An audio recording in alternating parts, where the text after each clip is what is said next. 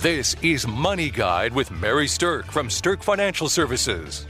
Now, here's Mary Sterk.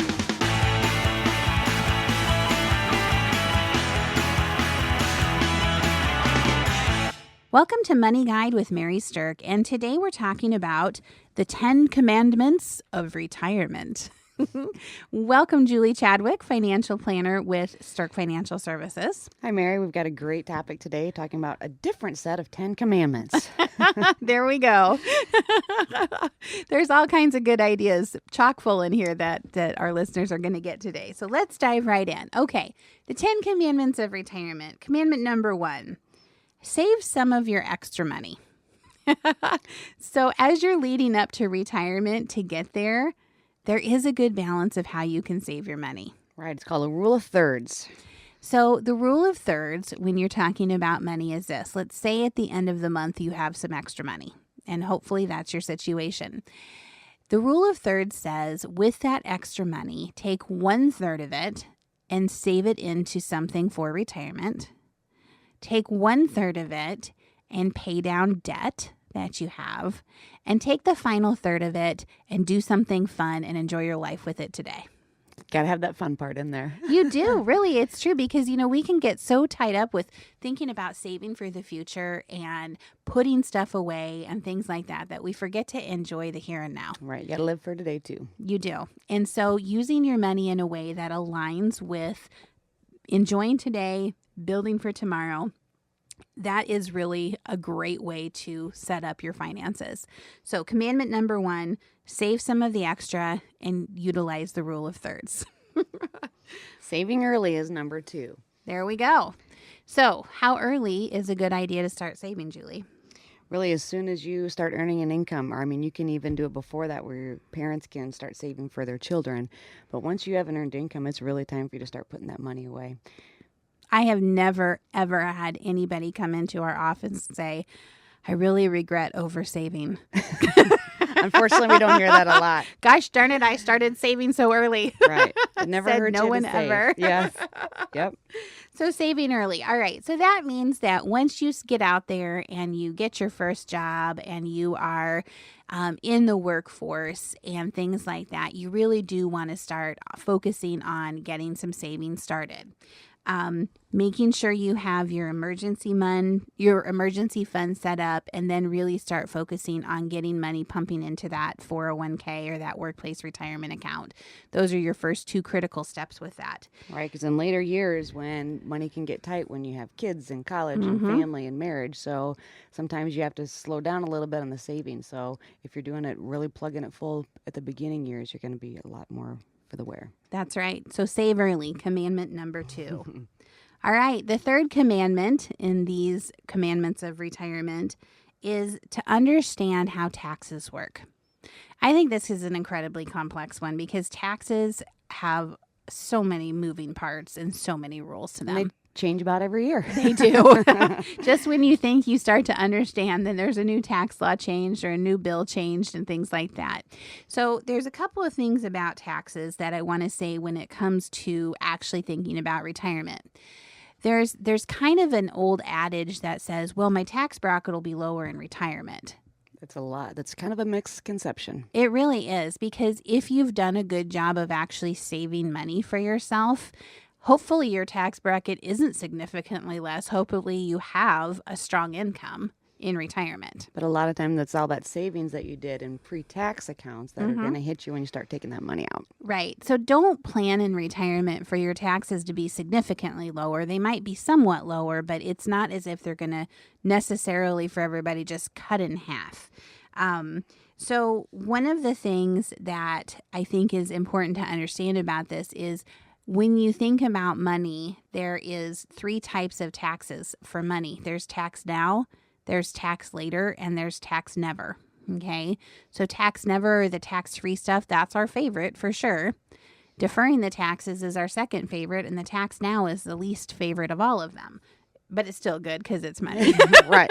You're still getting some money out of it. Money that you have to pay taxes on is better than no money at all. So managing taxes is definitely important, but just understanding that taxes are going to be there, it's going to be part of your retirement planning. Right. So the second piece of understanding taxes is knowing which kind of investments can create more tax-favored outcomes. Roth IRAs, Roth 401ks, municipal bond income, things like that can create a stream of income that has tax favorability. So setting up your portfolios in a way that actually puts the best tax impact for you at the right time is something that is important to be thinking about when it comes to retirement. Right, because at a point in your life, there's a favorite thing we call the 70 and a half, the RMD rule. You're going to have to start taking income out of your pre-retirement accounts. And so that is definitely going to be stuff that's going to generate taxes for you. Yeah, we have this actually as a frequent issue for people that we work with where they've done a tremendously good job of saving money in their 401ks. They have hundreds of thousands of dollars built up in theirs and hundreds of thousands of dollars built up in their spouses. And they live a lifestyle that doesn't require them to utilize a lot of it. And what happens is when you get to age 70 and a half and you have this required minimum distribution, you end up having to take roughly around 4.5% of that out a year. Well, all of a sudden, that percentage might be way more income than you actually need, and you have this big tax bill to go along with it. Right. So there's strategies that can help out with what to do with that money if it's not needed for income. Yep, exactly. All right. So that is our third commandment. The fourth commandment in the 10 Commandments of Retirement is investigate healthcare. Healthcare should be really high one on your list because it's going to be part of your fixed expenses that is just not going to go away. Yes, and not a smaller one either. No, it keeps increasing each year. Yes, the cost of healthcare is one of the Mac Daddy costs that's inside a retirement budget, and even if you're on the Medicare system, it can still be really high. So let's talk a little bit about that. If you are going to retire early, then you're going to have to plan to spend some money on health care in the gap between working and your Medicare age, which currently is 65. Right. So you have to get a lot of times you have to get the Medicare supplement. Well, the Medicare supplement's going to come in when you're 65, but in that gap time, you have to get an individual health care plan, and those can run it up to $1,000 a month per person. Right. Now, a lot of employers have a COBRA option, depends on your employer, so you have to investigate that, as the commandment says.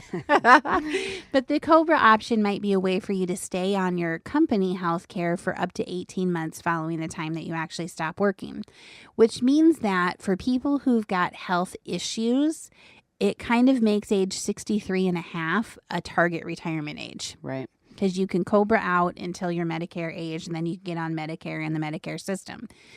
Now, when you're on the Medicare system, there's 4 moving parts to that. You've got Part A and B, which are done through the government. And then you've got a Medicare supplement and a Part D, a drug plan, which are done through private insurance companies. The cost of those things is going to fluctuate, but generally speaking, for most people, the cost of the Medicare A is free. The B is around $150 a month. The supplement is around $150 a month. And the drug coverage can be anywhere from $5 to $500 a month, depending on what your drugs are. Just depends on your health and what your needs are. Yep. So you're looking at least $300 a month for health care per person in retirement, and that's if you're on the low end. But one of the reasons that you have to investigate this healthcare issue is if you've done a great job of saving for retirement, and if your income in retirement is high enough from certain sources, then you're going to get hit with this extra special little gift called the High Income Medicare Beneficiary Surtax. And basically, it can take your cost of that Medicare Part B from like $150 up to $450 at its max. So really, it's just kind of a whammy for being a great saver. Now you're going to pay for it. Exactly. So if your savings is coming out as an income, that's what will trigger it. And what is crazy about it is you can have like a one-time thing happen, and then all of a sudden you're in a situation for a year or two, you're paying this extra special high premium for your health care. Right, because it's going to look at the previous year's earned income or income that you have, and that's going to be what it bases your number on, that how much you pay for that premium. Right. So you're definitely going to need to investigate your health care. Now, the other thing in retirement that you have to investigate with healthcare is the long-term care world, which that we've done whole shows on it before. Yeah, that's a lot of moving parts as well. Right. But understanding how a long-term need for healthcare, let's say that you have an Alzheimer's or you have a chronic health issue that you need round-the-clock care for, that is one of the things that can blow up a retirement plan faster than anything else. Right. Well, I'm literally in a couple years, it could take it out completely. Yeah. So with that, you want to make sure that part of your retirement plan is including looking at how would a long-term care stay expose you to problems in retirement planning and what you can do to kind of guard against that. Right. All right. Before we take our break, we're going to do one more commandment. Let us have it, Julie. Focus on income. All right. What does that mean? Invest in the ways that is going to provide the most steady income stream for you in retirement. Right. Basically, you want to be able to have a steady income stream so you don't have to go back to work. We never want people to have to go back to work. If you want to, that's a different story. But we never want your retirement plan to be that you have to go back to work. So focusing on income is about how do you turn the wealth that you've built into income streams that can carry throughout the rest of your life.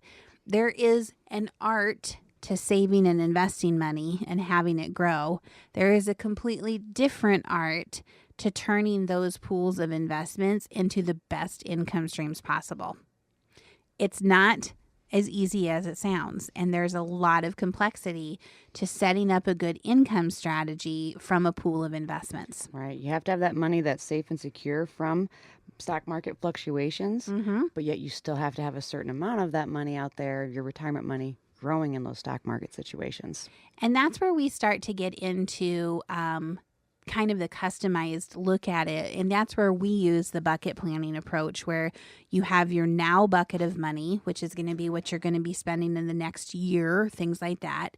You have your soon bucket, which is money that's going to be spent in the next 10 years. And you have your later bucket that's going to be not even really touched or utilized until more than 10 years in the future.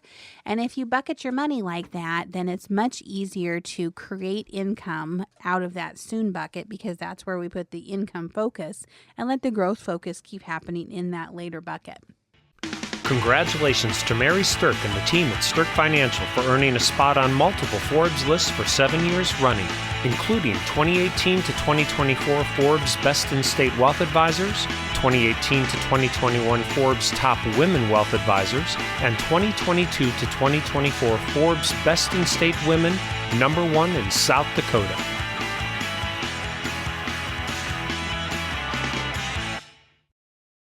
Welcome back to Money Guide with Mary Sterk, and today we're talking about the 10 commandments of retirement. We've covered the first 5. Number 1, save some of your extra money using the rule of thirds. Number 2, start saving early. Number 3, understand taxes. Commandment number 4 was investigate healthcare. And commandment number 5 is focus on income. Well, if that isn't enough rules, we've got 5 more for you. There we go. We said 10 commandments, so here we go. Number 6, know your target lifestyle. So when you're planning and saving for retirement, how much you need all comes down to what kind of lifestyle you want to live and how much you're going to spend. That's the biggest question for people when they're planning on retirement. It's not really what are you going to retire from, but it's what are you going to retire to? What do you plan to do in retirement? And we need to know how much money you'll need to fund that. Right. So there's 2 ways to actually kind of figure out some of these lifestyle things. There's the easy way and there's the hard way. There's always that, isn't there?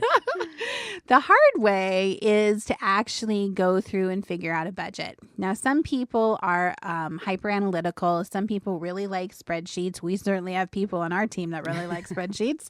And if you're the spreadsheet nut, then you're going to love our budget tool, which is really going to help you dig down and pinpoint how much money you're going to need to live comfortably in retirement at the standard you want to live.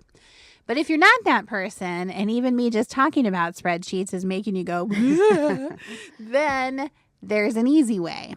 And we call that the income gap assessment. And basically, it's a way of saying, well, here's the net income coming into your home right now. What are you going to lose when you stop working? What are you going to gain from things like Social Securities and pensions? What expenses will go away that you have now? What expenses will be added that you don't have now? And it brings us to a gap number of how much you're going to need each year to pull out of your investments, basically. Right. Gives you a good ballpark of what we have to plan for. Yep. And what it is it's ballparking it against a lifestyle that's similar to what you have now. So the easy way can get us there in much less time than the hard way. The hard way sometimes is a lot more detailed, though. And a lot For sure. Sometimes people like to do that. It's just kind of a good, way to get it down on paper and kind of keep an eye and track of your expenses and spending. Yes. So for the more analytical listeners out there, we do recommend that full budget process. But if you just don't want to do that, there is an easy way to do it. And don't let that stop you from planning your retirement. Okay, commandment number 7 is don't overdepend on Social Security. Right, we hear that all the time, like, will Social Security be there when I get there? Well, we really never know. Right. And for some people, if you're going to be in a lower income bracket, Social Security maybe only will replace up to 40% of your current income. But if you're in a higher income bracket, it's likely to only replace like 10 to 15% of your income. So it's at best a very partial substitution. Right. When it was designed, it was not designed to be a whole retirement strategy, really. So it was simply designed for you to be able to retire, live maybe a couple years, and go die on to higher places. Yeah, exactly. It was designed for them to keep your money. Let's be super clear about that. Right. And now we've played a trick on them that we're living longer and they have to pay out Social Security more, which is why it's going to go broke. But because of that, it's just a very small piece of it. And we don't know what the future is going to hold for it because we know they have financial issues within the system. That's definitely why you want to put other savings in place. Right. Okay. What's our next commandment, Julie? Get your estate documents organized. This is a big one. That is a big one. So when you're thinking about your estate documents, there's a 3-pack of of documents that we think are important. Number 3 one, must-dos, yes. There you go. Number 1, you need to have a will. And the will is simply going to say who gets your stuff if you're no longer with us. If you don't have a will, who's going to decide that? The state. The state. I don't know about you guys out there listening. I live in South Dakota. I really don't want the state of South Dakota deciding anything about who gets my stuff. And take a very long time to do so as well. Oh, yes, for sure. The second document in your 3-pack of documents would be the financial power of attorney. And that is simply saying if you're no longer able to mentally take care of your own financial issues, that somebody else can step in while you're alive and take care of them for you. Right. It's called a standby document normally because usually they don't take effect until you are not competent. Right. So it doesn't mean someone can just come in when you're completely fine and start making decisions for you. So. Yep. And then the last document is a healthcare power of attorney, which kind of like the same thing. If you're not able to make your own healthcare decisions, you've designated somebody else to do it for you. Right. And that's very important to have on file and to have set up because if something happens to you, we call it the hit by the bus syndrome. You know, if you walk outside and you get hit by a bus or hit by a car, what's going to happen if you're in the hospital? Who's going to pay the bills? Who's going to, get money out of the bank to pay the bills or to talk to the doctors is what the healthcare would do about what your health decisions are going to be. And it can be very expensive to have somebody appointed after the fact. It's so much less expensive just to pay for an attorney to create a document that specifies how this is going to roll if it happens. Right. The other thing that it does is it addresses the pull the plug, don't pull the plug issue. And we all remember things like Terry Schiavo, who had a big, argument between family members of what should be done with her and things like that, which really brought this issue to the forefront of people's awareness. Right. And with that being said, there is an order that legally is given to people to decide things, but that order is what creates the contention. Right. So having your own wishes of what you want to have happen with your own health in a document is going to make it so much easier for the rest of your family. Especially the most difficult time ever. So Absolutely. Absolutely. Okay, so that's your 3-pack of documents: a will, a financial power of attorney, and a healthcare power of attorney. And it's good to look at those things maybe every 5 to 10 years. Or if things change in your life substantially, you want to make sure you're getting them updated. Yep. Okay, commandment number 9 is that emotional readiness is a real thing. So what do I mean by that? People struggle with the emotional side of retirement much more than we all talk about. And really more than what the financial aspects are. Right. So retirement is like a three-legged stool. The financial aspects of it are just one leg. The healthcare aspects of it are the second leg, and emotional readiness is the third leg. So emotional readiness is really tied to what do you actually envision yourself doing day to day in retirement? And how much money is it going to take to do those things? Yes, exactly. So the day-to-day life of a retiree varies widely. I don't think that anymore it's like our grandparents' retirement where once you retired, you sat on the front porch in your rocking chair and kind of watched the world go by. We see people reinventing themselves. We see people traveling. We see grandparents following grandkids' sports teams around the state, around the country. We see people launching new businesses and following passion projects and different things like that. So retirement is completely unique to the individual. But it does have some similarities. And one of the things that is difficult for people is once the initial to-do list is done, whether you created it or your spouse created it for you, but once your honey-do list is done, then what are you going to do with your time every day? Right. A lot of times people say, well, I'm just going to sit and relax after they've worked hard for 30, 40 years. And really, that's not the case. You're not going to really change your lifestyle no matter how much you think you're going to enjoy sitting on a couch if you've never sat on a couch all day. Yeah, you get bored. Boredom can be a big factor in retirement. So determining ahead of time what strategies you want to do to keep your mind engaged is what really leads to the strongest retirement ever. The other thing that we see happening, and this happens more with men who are retiring than women who are retiring, is that their identity has been tied into their job in a very strong way. They don't necessarily know who they are without that job. Right. And I mean, that's prevalent in society. You know, the first thing you ask somebody is, what do you do? Right. And that kind of defines in your mind who they are. Yeah, and all the people you associate with are the people that you worked with. Those are all your friends. Yep. So understanding that this big paradigm shift happens in retirement is a big deal. The second part of emotional readiness, though, is related to how you interact with your own money. So when you retire and you actually start spending money, it's a really tough thing for a lot of people because you have spent your entire life saving, and you've been telling yourself, don't touch this money, don't touch this money. And now you're going to start touching this money. And a lot of people feel like they're doing something wrong. Right. So this big paradigm shift happens of that it's okay to spend the money and that the purpose of the money is to actually spend it, not keep saving it. Okay, the last commandment is don't miss important deadlines.